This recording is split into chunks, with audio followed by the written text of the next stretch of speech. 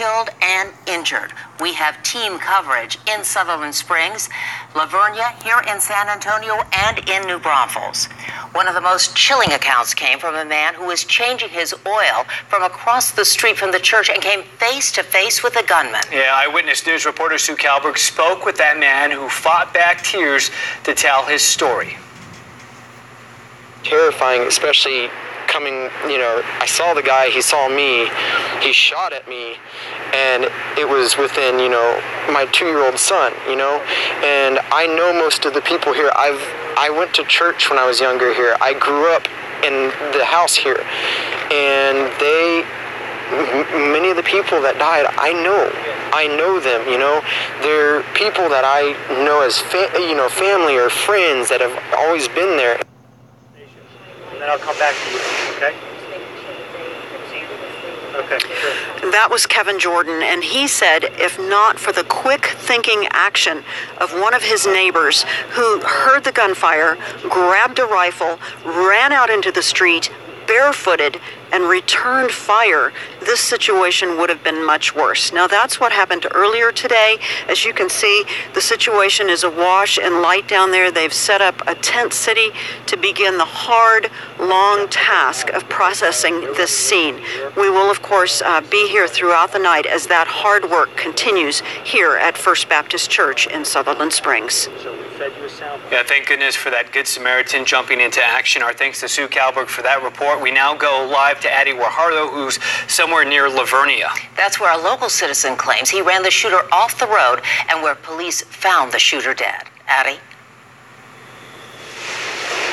So just moments ago, they took a second vehicle from the scene out here on FM 539. Now, this is the second vehicle to be taken from this, and it remains a very active scene out here right now. Several patrol cars still out here on the scene where that shooter dead inside of that vehicle. Now, Johnny Langendorf tells me he chased the shooter out here after a neighbor who returned fire at the shooter jumped into his vehicle. He followed the shooter from First Baptist Church in Sutherland Springs, nearly 15 minutes out here on FM 539 in La Vernia. Now, a neighbor says she saw the shooter lose control right before her eyes.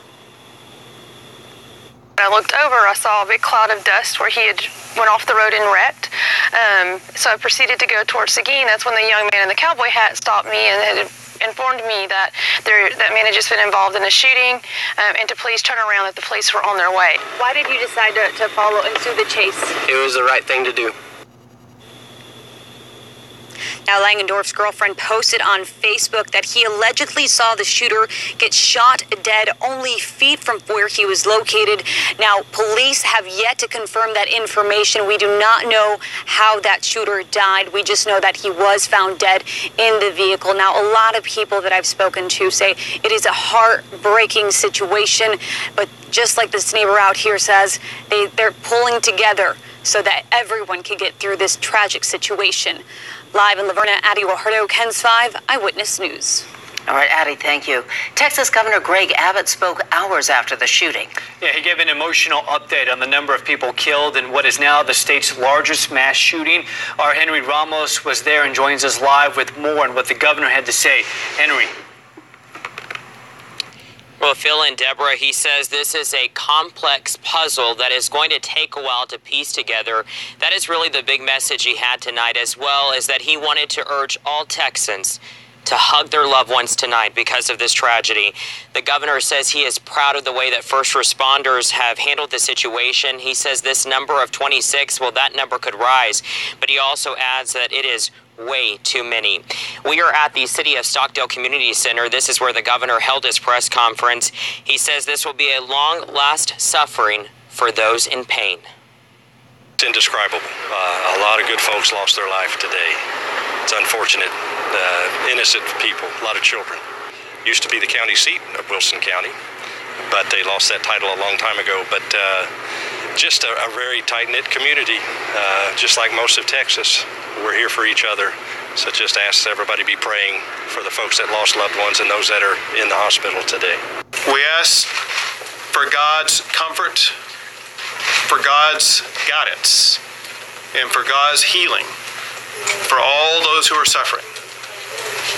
As governor, I ask for Every mom and dad at home tonight, you put your arm around your kid and give your kid a big hug and let them know how much you love them.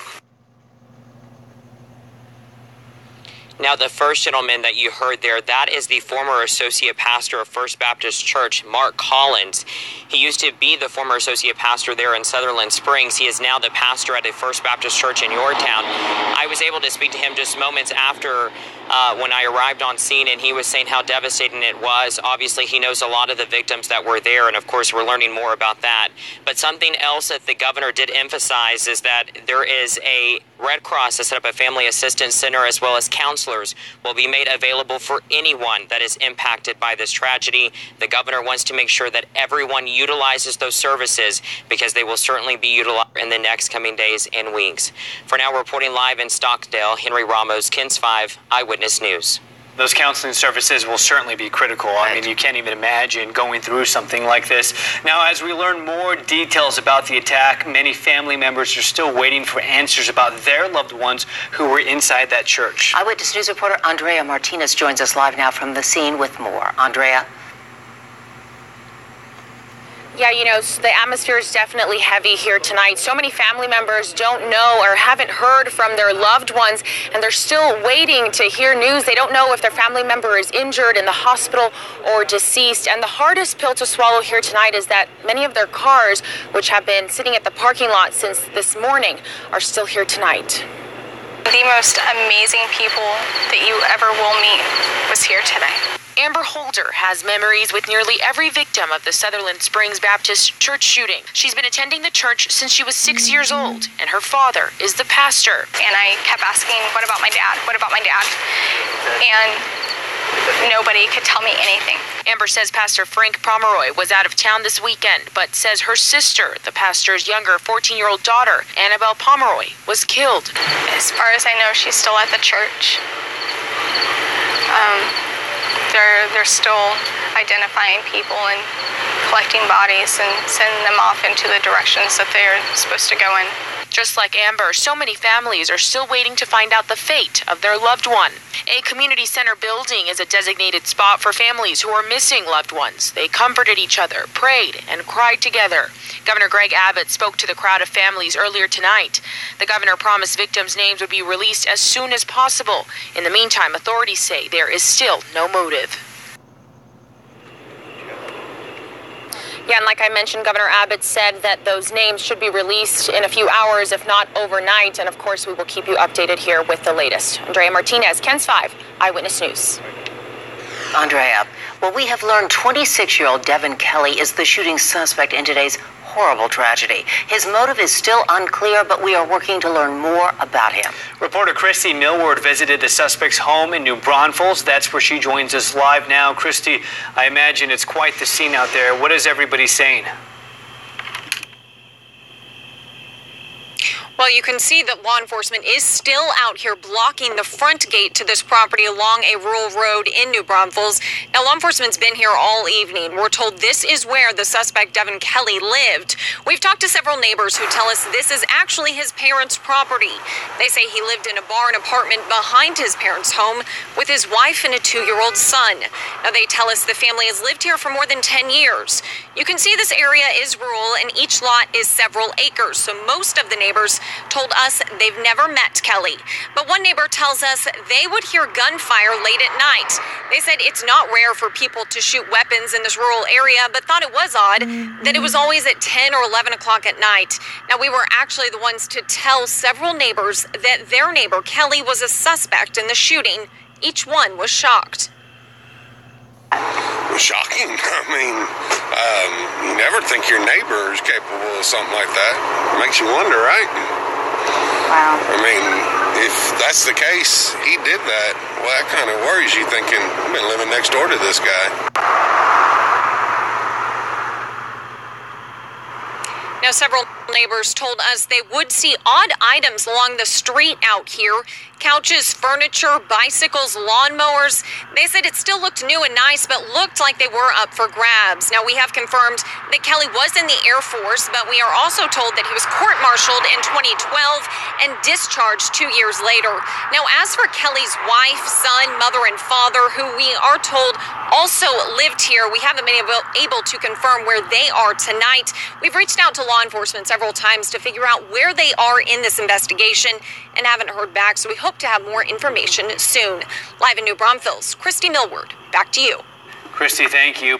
Well, 3 mass shootings have rocked the U.S. in the past 17 months, and they have been some of the nation's deadliest mass shootings. That grim statistic was reached today when the shooter opened fire at a small and humble place of worship. This comes just a little over a month after the country's worst massacre in Las Vegas, and less than a year and a half from the Pulse nightclub shooting in Orlando in 2016. Joining us now is Rick Smith, President and CEO of Contingency Consulting, a business that trains and equips people to prepare for and survive events like a mass shooting. Rick, we can't even imagine what this was like. What would be one of the first things someone would do if they found themselves in this type of situation? So, run. You got to get away from these events. But first, you got to realize it's happening. So we say that you start surviving these events by preparing today, having these conversations. You have to have a plan. And when you get into these venues, even places of worship, you have to pay attention to your surroundings. You have to be situationally aware. You have to realize something's happening before you can effectively respond. So be situationally aware. Also, have 2 exits. You may not be able to exit through the entrance you came in, so have 2 exits to get out. But when something happens, recognize it's happening and run. If you can't run, and you're stuck and you can't get out of that environment, then you have to hide. Lock yourself in a closet, lock yourself in a back room, turn your cell phone onto silent, turn the lights off, barricade the door, do what you can to make a very small footprint. And then if you can't hide, then you have to fight. And this is a difficult conversation. We know that if you're face to face with a man with a gun, an average citizen thinks, well, I can't win that encounter. But you can. You can. You have to see yourself winning that encounter, and you have to fight. You have to fight like your life depends on it, because it does. So prepare, have conversations with your family, run, hide, and fight if you must. And those things right there will give you the best chance of surviving the event. Of course, these worshipers couldn't hide today. They couldn't hide, so they had the choice of running or fighting. What type of response do we see from law enforcement and EMS today? So you saw a traditional active shooter response. So Wilson County, relatively small jurisdiction, so they had to rely on their brothers and sisters to help them. So you're going to see law enforcement, since the Columbine shootings, really change their response to active shooting events.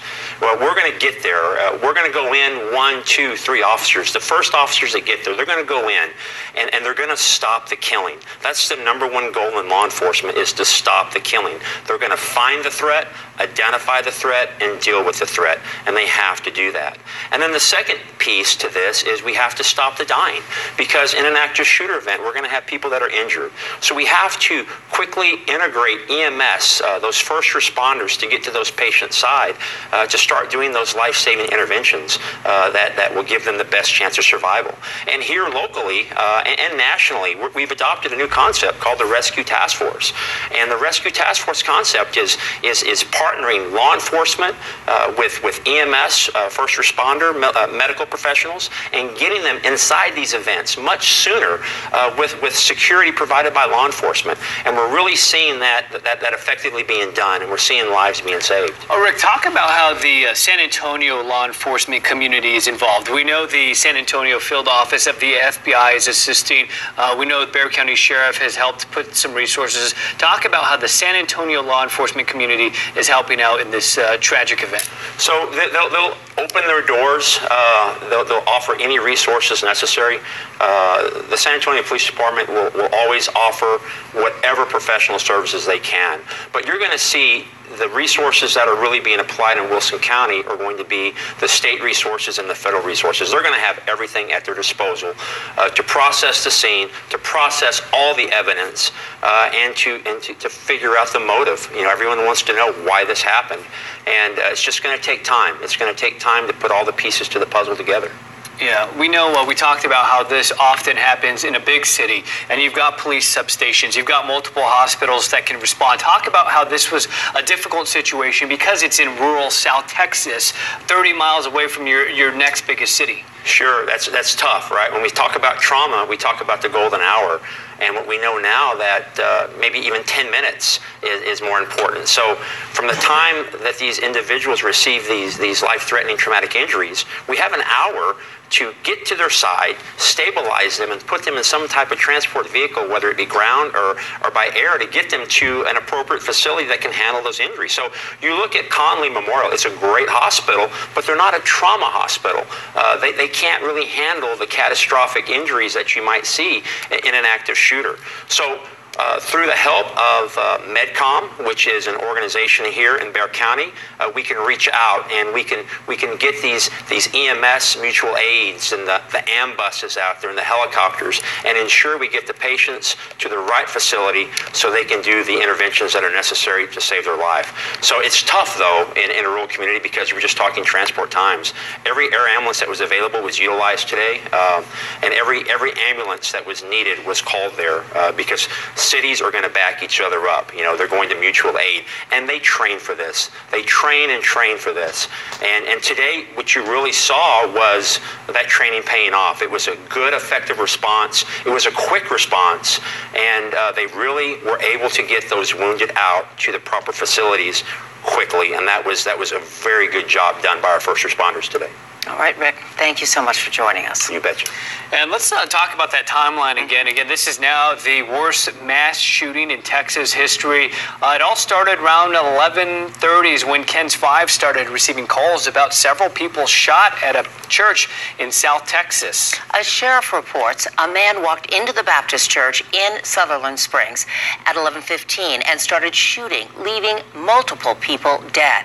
At 3:30 p.m., officials report the gunman fled the church in a vehicle after the shooting and was also killed. That's when we received the word, I guess it was at 3:30 because he walked out at 11:30.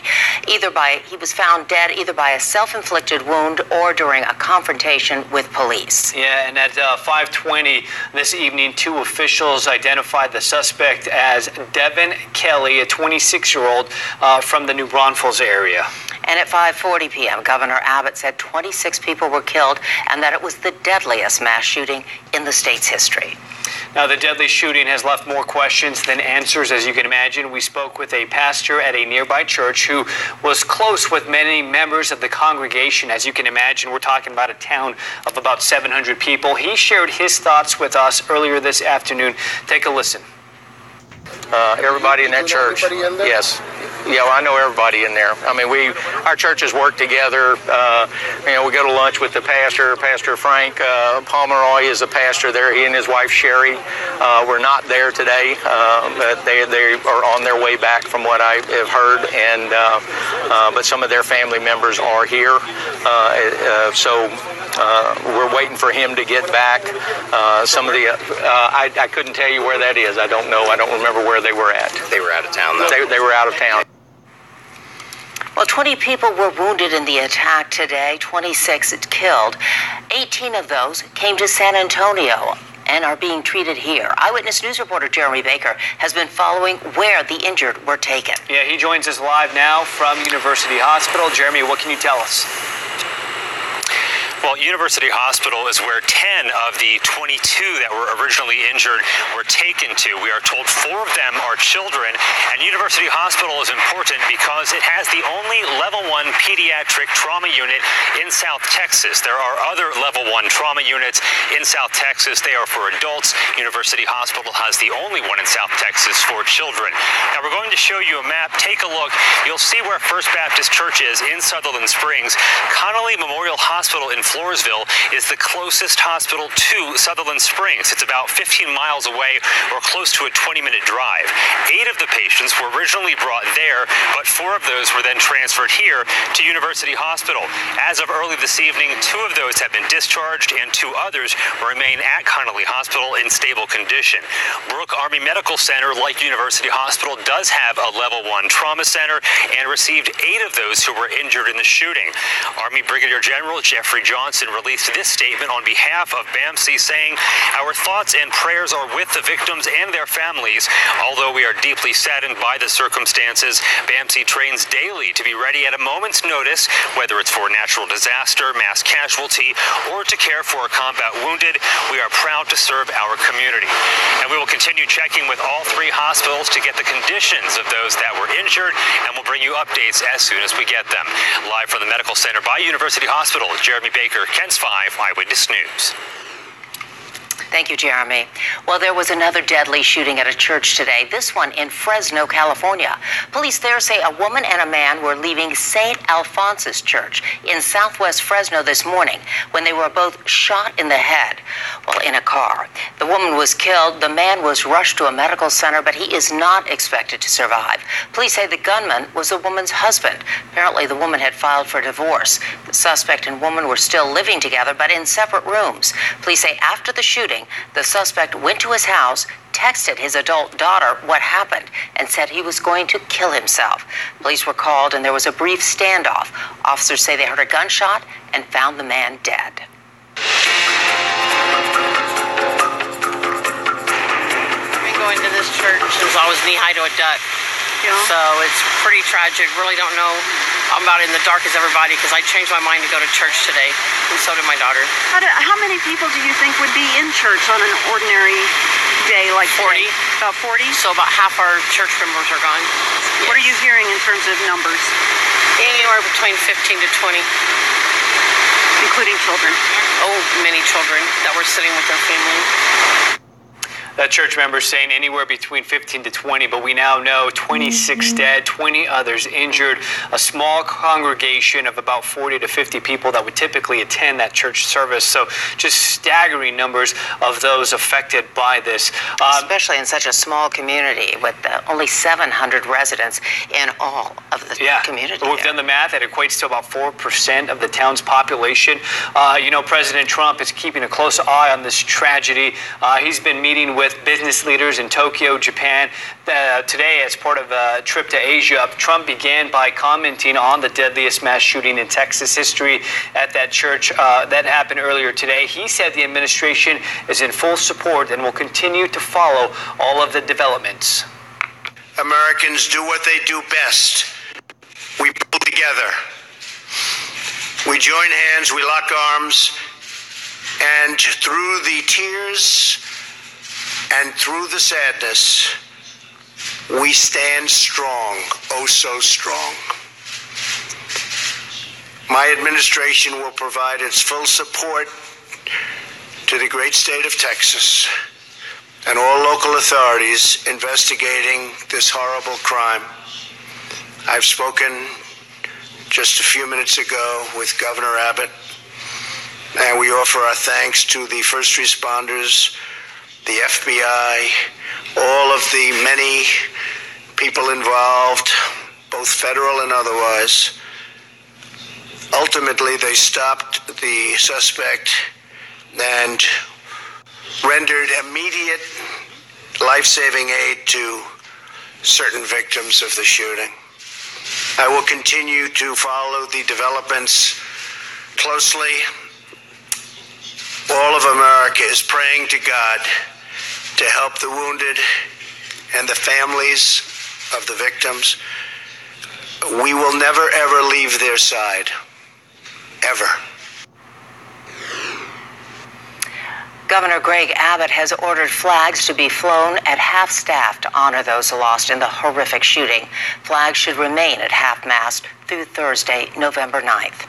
And Governor Abbott held a news conference hours after the attack. Here's what he had to say. Unfortunately, I'm sad to tell you, to confirm, at least at this moment in time, there are 26 lives that have been lost. We don't know if that number will rise or not. All we know is that's too many. And this will be a long, suffering mourning for those in pain. We ask for God's comfort, for God's guidance, and for God's healing for all those who are suffering. As governor, I ask for every mom and dad at home tonight that you put your arm around your kid and give your kid a big hug and let them know how much you love them. Unfortunately, I'm sad to tell you, to confirm, at least at this moment in time, there are 26 lives that have been lost. We don't know if that number will rise or not. All we know is that's too many. And this will be a long, suffering mourning for those in pain. We ask for God's comfort, for God's guidance, and for God's healing for all those who are suffering. As governor, I ask for every mom and dad at home tonight that you put your arm around your kid and give your kid a big hug and let them know how much you love them. And you know, Deb, reporting on these mass shootings never gets easier, despite the fact that they continue to happen. I, for one, will be doing what the governor said when I get home with my two sons and giving them a big hug, because this is tragic. We know the victims range in age from 5 to 72. We know several kids have been killed. So this is just absolutely horrible. You know, as we mentioned, many families are impacted by the shooting. We spoke with a woman who received a phone call from a friend who was across the street at the time. She learned that she lost her dad in the shooting, and her mother and a niece was taken to the hospital. She can't believe this happened in their small community. Take a listen. I got a phone call from a friend. He was at the gas station across the street, and he told me there was a shooting at the church here. I grew up going to this church. My family goes to this church. He called to check and see if we were okay. And since I work EMS, I came up here to see how things were going and see if they needed extra help. And that's when I found out that my family was involved in the shooting. And my mom and my niece were at the hospital. My sister was not hit, but she went with my niece. And my brother went to the hospital to get checked out. And my dad didn't make it.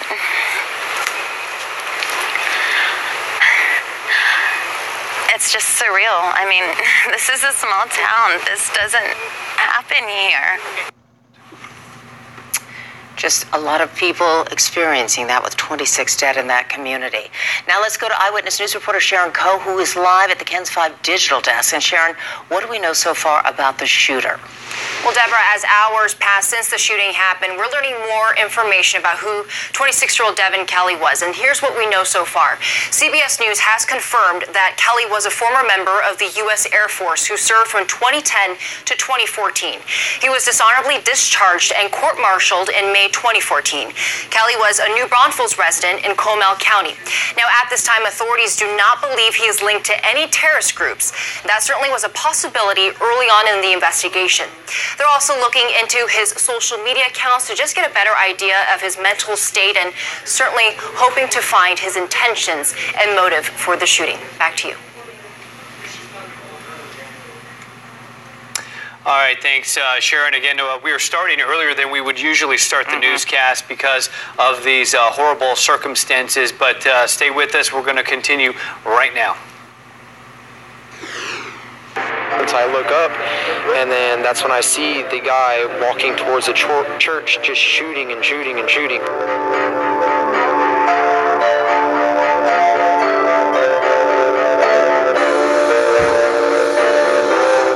A Sunday morning of worship and time with family turned into horror and tragedy. Good evening, I'm Deborah Knapp. And I'm Phil Anaya. The deadliest church shooting it happened in Sutherland Springs, has rocked the small community, but also Texas and the entire nation. Take a look at this. We're going to show you a live shot of the church as we speak. Do we have that video up? I guess we don't have that shot, but we can tell you investigators, there you go, there's a live shot from Chopper 5 right now. It's a little little dark, but investigators are there. They've got the lights on. They're going to be working throughout the night. Their investigation doesn't stop. It's not put on hold because it's dark. They're going to continue to work throughout the night. Just in case you don't know, Sutherland Springs is about 30 miles southeast of San Antonio. Deb, we were talking about it. Even if you're from Texas, not everybody has heard of Sutherland Springs. I mean, it really is a tiny town. It is, in Wilson County. 26 dead in this shooting, 22 injured, many of those being treated here in San Antonio. The injured and dead range in age from 5 to 72. A gunman walked into Sutherland Springs First Baptist Church at 11:15 this morning and opened fire, killing 23 inside of the church. He shot and killed 2 outside of the church. Another one died on the way to the hospital. And now 20 people are fighting for their lives. Yeah, we've got team coverage tonight in Sutherland Springs, Lavernia, here in San Antonio, and in New Braunfels. One of the most chilling accounts came from a man who was changing his oil across the street from the church and came face to face with the gunman. Eyewitness News reporter Sue Kalberg spoke with the man who fought back tears to share his story. Take a listen. Okay, they're in a 30-second soundbite, and then they're going to come to us, I think. Oh, we're hot. Okay. This is Sue Kalberg in Sutherland Springs. As you said, with me is Sheriff Joe Tackett. He is the Wilson County Sheriff. We've heard a lot about the gunman, but I don't want to talk about that. You know, I have deep ties to this community, and I just wanted you to talk a little bit about your people and about the response and about the way people have responded and will respond here. All the first responders, all over the county, surrounding counties, they came in as soon as the word got out. I can't say enough for all the assistance we have, with EMS personnel, fire personnel, law enforcement. We've got probably hundreds of law enforcement officers here. And this community has come forward also. We've seen it at the community center. People there for people that lost family. And at this time, we still don't know. We don't have everybody identified. We will get that done and notify the families sometime tonight, tomorrow morning maybe.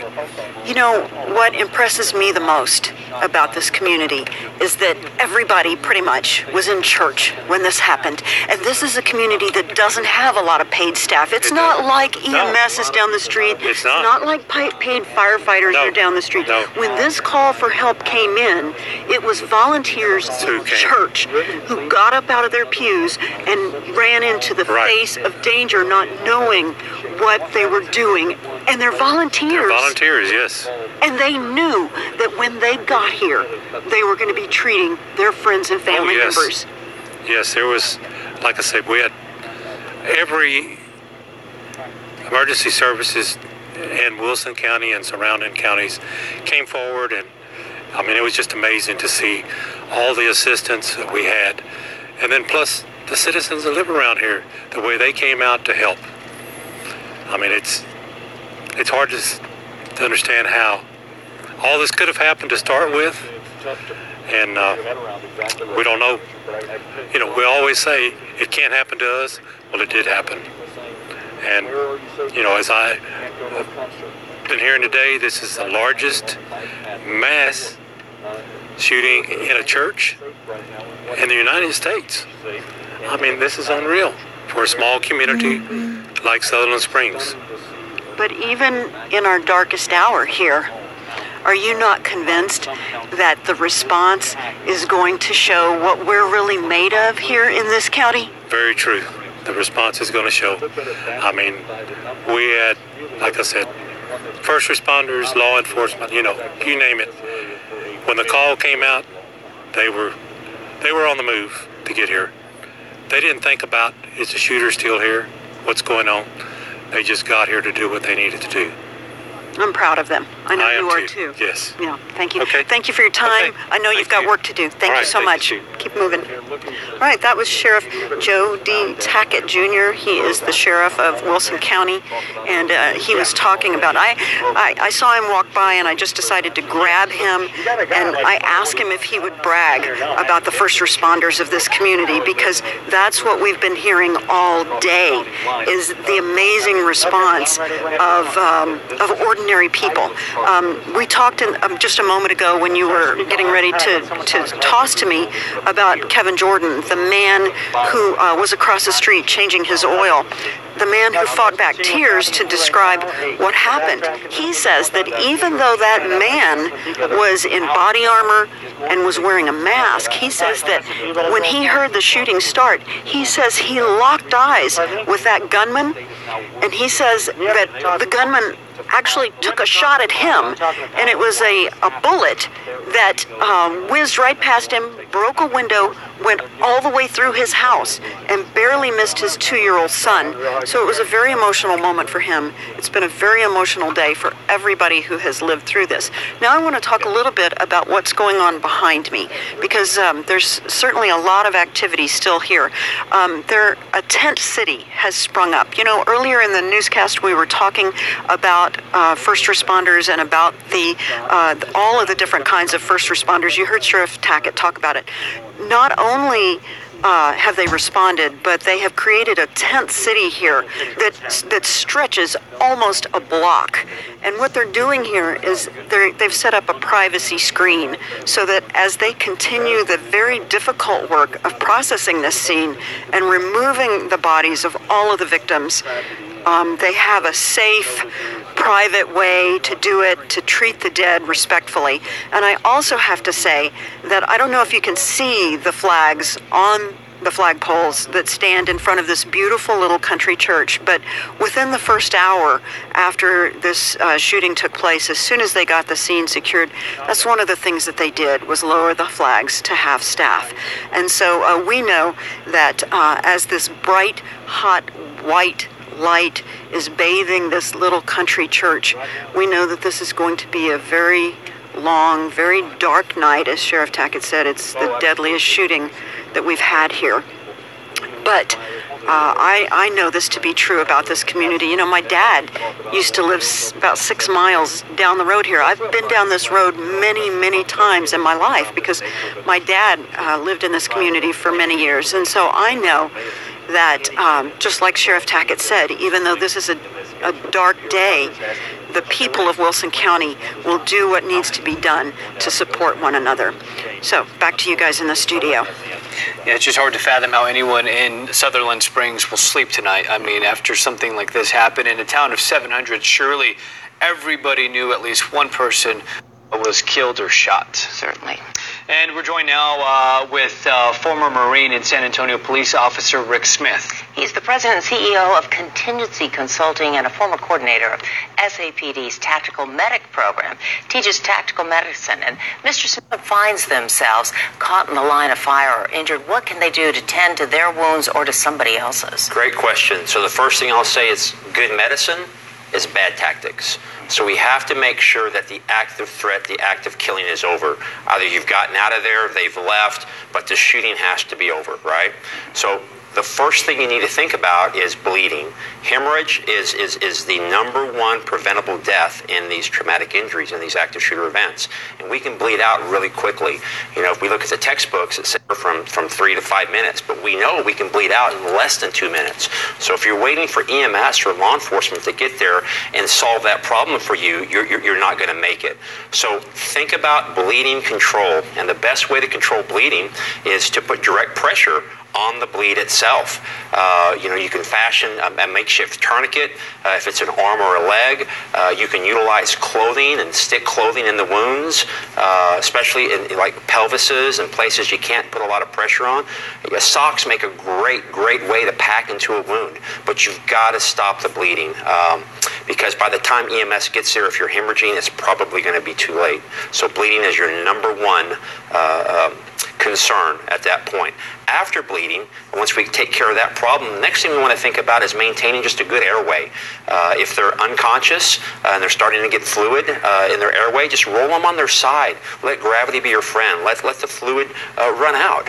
And then the next thing that's a concern to us, if any type of penetrating injuries to the chest, and we consider the chest, the front and the back, and both sides, to include under the armpits, we want to seal those up if we can with something airtight. Create that airtight seal to prevent a condition called a tension pneumothorax. So if we can do that, that's a great thing to do. And then lastly, we want to keep them warm.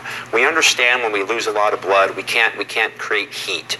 So once we've lost a lot of blood, we just want to keep them warm, keep them on their side, and stop the bleeding. That's the first priority. If you do that, you're way ahead of the game. Yeah, everything you're talking about could save someone's life, but it's probably going over somebody's head right now. But University Hospital, for example, they host an event called Stop the Bleed once a month. They're hosting one tomorrow. It just so happened to be scheduled.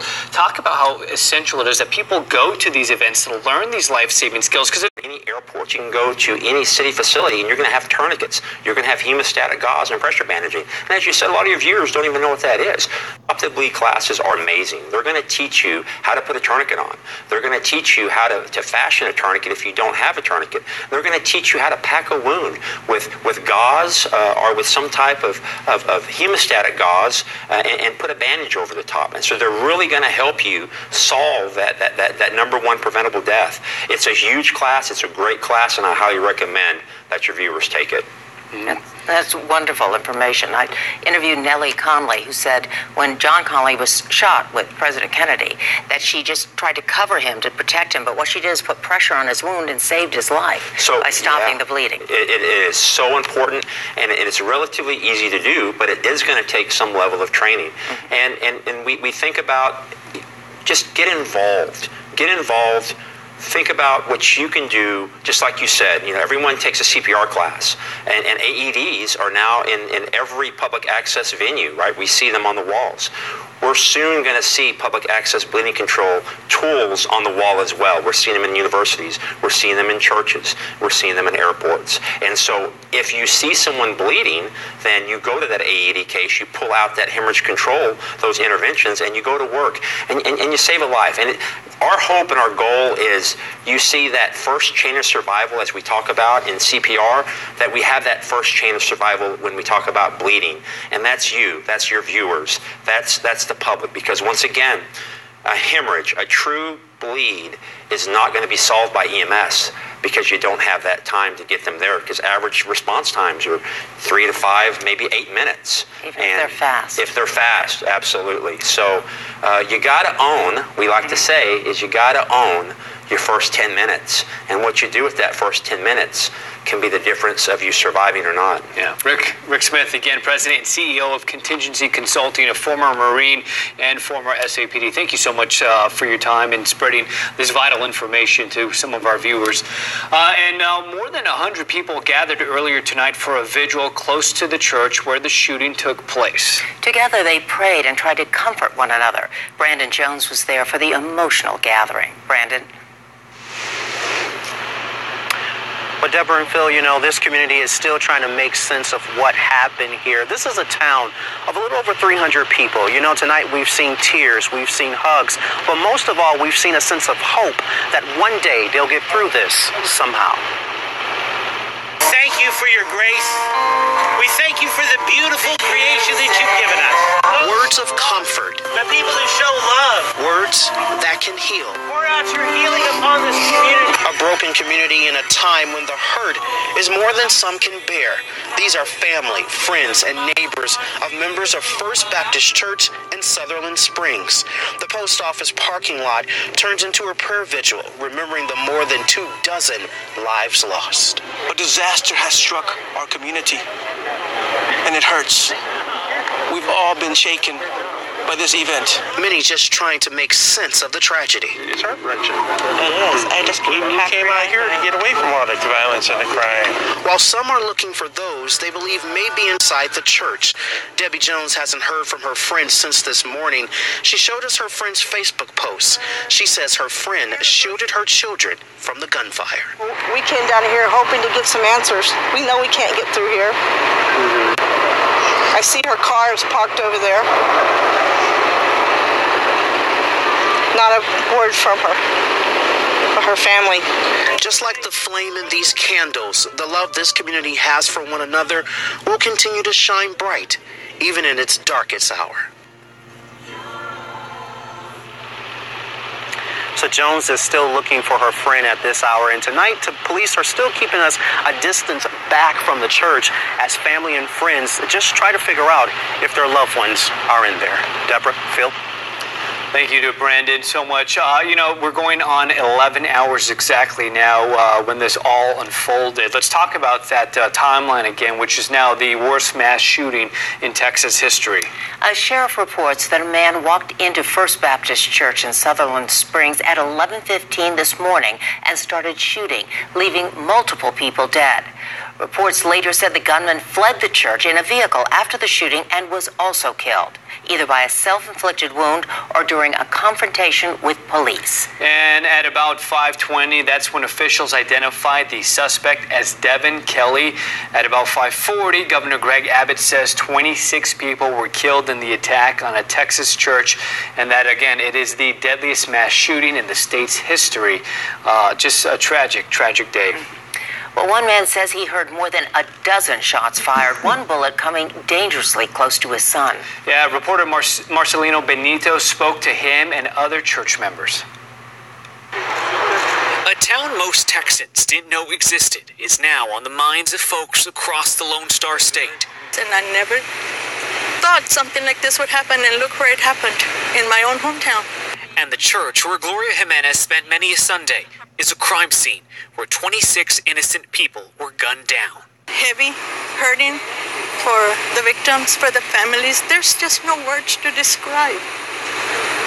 Because, like I say, everybody knows everybody. Just a block from the church. You can see it right from the driveway. You can't miss it. It's a straight shot. Chris Spear heard it all unfold. Oh, I mean, I was sitting on my porch with my son, and you hear the shots, you know. I mean, you can't mistake a semi-automatic for a hunting rifle. More than 20 shots, he says. I gotta protect my son first. I mean, I don't think anything. I react. Tonight, Sutherland Springs not sure how to react. The small town turning to each other and to prayer to beat back the evil that struck when innocent people were doing just that. It's gonna take time, but with God's help and prayers, pray for each other. I don't know what other answer there is.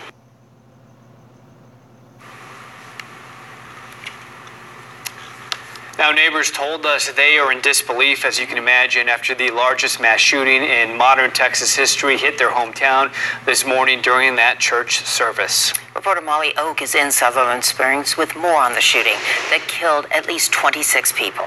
Molly. We know officials found 23 people dead inside First Baptist Church in Sutherland Springs, 2 outside the church, and 1 more died after being taken to the hospital. The youngest of the victims was just 5 years old. The oldest was 72. The victims included the pastor's 14-year-old daughter and at least 20 more who were injured. We spoke with people who live right down the road from the church who said the tight-knit community is in shambles, but standing together. Many of the people who have been here here their whole lives. They have grandparents that have died here. They have roots that reach deep. And this is a community where the scars are going to run for generations. Tonight, Governor Abbott joined community members who found comfort in a vigil across the street from the church. Folks said the church was one that grandparents, parents, and kids went to and recounted the morning, describing the horrific sights and sounds, not only of the gunshots, but seeing people running across the church lawn. Officials said they found Devin Kelley dead in his car near the Wilson-Guadalupe County line. They said they're still not sure if that gunshot was self-inflicted or if he was shot by a police officer. However, they do stress that they believe the community is safe, and parents saying they're holding their children a little tighter. Reporting live in Wilson County, Molly Oak, back to you. Our thanks to Molly for that report. You know, Deborah, people were in church when this happened, and so they were coming out of church wherever they were across the nation, and they were getting the notices via Twitter, via Facebook, or going home and turning on the news. And in the wake of the Sutherland Springs mass shooting, many did just that, to look for answers. They went to social media to share information, to find answers. And KENS 5 digital journalist Stacey Welsh shows us what we're learning online tonight. People like Bobby Lind Holland took to Facebook to find loved ones after hearing about the mass shooting at Sutherland Springs First Baptist Church. She asked if her family members were okay. Dozens chimed in through the comments offering prayers. But in this case, she later commented that she received some very hard news, though it's not clear yet what that news is. While officials later identified the shooter as Devin Kelley, misinformation was also floating around on social media early in the day. Some Facebook users posted that this man was not the shooter, but rather someone trying to find out more information about the victims. And while the church does have a YouTube channel where it posts services and videos, the last video post was about a week ago, not today like this video claims. Stacey Welsh, KENS 5 Eyewitness News. Well, officials haven't released any of the names of the victims yet of the 26 who were killed, but we do know the name of one, 14-year-old Annabelle Pomeroy. She was the daughter of the pastor there, Frank Pomeroy. He and his wife were in Oklahoma, but his wife did tweet out that they lost their little girl. And emotions are running high in Sutherland Springs. The area is a small, tight-knit community where everybody knows everybody. Brianna Whitney spoke to residents about the tragedy. 27 dead in a mass shooting at a church. That's something residents here in the small town of Sutherland Springs, Texas, never imagined would happen here. The community left in shock as many are learning their friends and families were victims during that church service. Sudden panic. Just chaos. Followed by painful heartbreak. And you're not even safe in church anymore. In a town of less than 1,000 people, the mass shooting at the First Baptist Church affecting every person in this rural town. Many, like Phyllis Ramos, who almost went to that church service. I'm thinking, wonder if I had, been over there or something, with my grandchildren, because we were all going to go. Neighbors telling us the church hosts many Bible study classes for kids. This man who asked to stay anonymous, seeing that childhood innocence in the most devastating way after shots rang out. There was some bodies laying out on the ground that was covered up. One of them looked like a child, and it's heart-wrenching. Others wondering if the young children they see walk to that church every day are still alive. They're going to Bible studies, and then they come, you see them go by, and today was just so sad because we never saw them go by. And as day turned to night, friends and family gathering with candles to show solidarity and desperately asking for one thing. Everybody needs to pray for this community. And the people that, didn't make it, and the people that are in the hospital. And as more names of the victims are released and the investigation continues, this small community says they'll stick together and stay strong for one another. Reporting from the First Baptist Church in Sutherland Springs, Brianna Whitney. Our thanks to Brianna for that. And one thing, Deborah, that is just completely ironic in this situation. This mass shooting happened on the day 8 years from the 2009 Fort Hood mass shooting that left 13 people dead and more than 24 injured. The irony in that, 8 years to the day that shooting happened. And of course, that shooter, Major Nadal Hassan, he came through San Antonio, as a matter of fact, to be treated for his injuries. that had terroristic connections. But the shooter today was in the Air Force. We've gotten that confirmed. And he was stationed in New Mexico, dishonorably discharged, served from 2010 to 2014, dishonorably discharged for abusing his wife and child. We don't know his motive. We do know, though, that he was married with a 2-year-old, so that would not have been the child that was involved in the court-martial. Yeah, you have to wonder if he had some firearms training while he served in the military. We know he also was wearing a ballistic vest. He was wearing all black, so he came prepared. He came ready for a gunfight with law enforcement. Well, and they found many weapons inside of his car, too, and they're out near New Braunfels looking at the house that where he lived with his parents and his wife and 2-year-old, searching for bombs and guns out there as well. Yeah, we've spoken to several witnesses. Take a listen to what this one had to say. So I look up, and then that's when I see the guy walking towards the church, just shooting and shooting and shooting. And I actually, I could see him, and he could see me, but he had a face mask on, so I couldn't identify him or anything. And he had what looked like body armor or vest on, and he kept shooting from outside into the church. And then I saw him. With a long rifle of some sort. It's an M4. And what happened was then he reloaded, and I ran in, and I went to grab my wife and my son, and he took a pop shot off at me towards my house, and it went through our window and through our and through some of the walls in our house, and it came within about 2 feet from my son, who's like 2. So I grabbed him, and I grabbed my wife, and we ran into the bathroom and locked the door, and I called 911, and then I waited, and we could just hear it because we're so close, but at that time the shot sounded different. I'm pretty sure he had something else as he went in, then I was hearing the shooting from inside the church, and then I heard 2 shots that I was like, that sounds like it's outside, and that doesn't sound like it's, that it's from this guy. And I walked out, and it got silent, and it was a good friend of ours. He had heard it. He ran barefoot over to hid behind a car, and with his AR-15, he shot the guy, and the guy got in his vehicle and ran off, but bled off. From what we have heard, we're not sure, it's all hearsay. It's been for him shooting him and stopping him, he would have kept going because he was prepared. Thank goodness for that Good Samaritan, doing what he did. Who knows how much worse it could have been. It's hard to say with 26 people dead, but obviously it could have been much worse. Right, he wrestled with him and got him to drop the assault rifle, and then he took off in the car. All right, Eyewitness News at 10 will continue in just a few minutes as we cover this deadly church shooting in Sutherland Springs.